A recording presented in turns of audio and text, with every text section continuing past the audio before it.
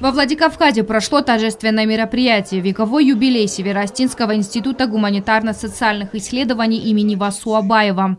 В юбилейных торжествах приняли участие и делегация из Южной Осетии, Абхазии, республик Северного Кавказа, а также осетинской общины Турции. К коллективу института с поздравительной речью обратился государственный советник президента Республики Южная Осетия Константин Кочиев. Почти одновременно возникли Северо-Остинский институт и такой же институт в Южной Осетии. И на протяжении всей своей истории буквально рука об руку шли наши два института. И вот тот мостик добрых отношений, интеграции, шаги к единству, которые были сделаны уже в первые же годы, они получили продолжение и в наши дни.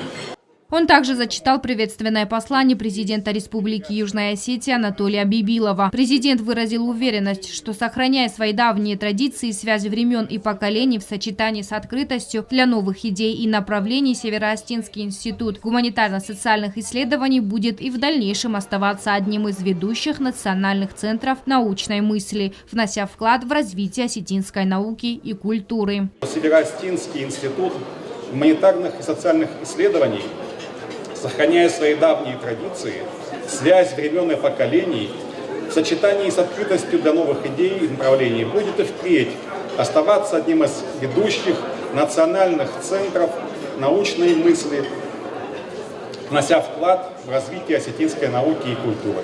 От всей души желаю институту процветания, а всем его сотрудникам доброго здоровья, благополучия, энергии.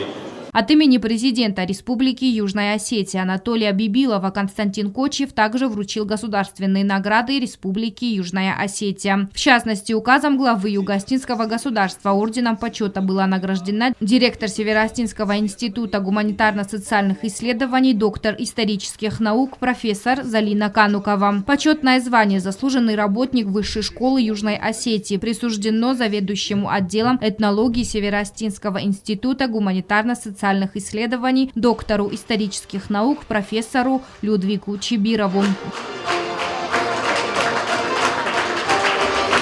Сотрудникам института, внесшим весомый вклад в развитие науки и образования Осетии, были вручены медали во знаменование 25-летия Республики Южная Осетия. Агунда Губозова, Заурустаев. Информационный выпуск сегодня.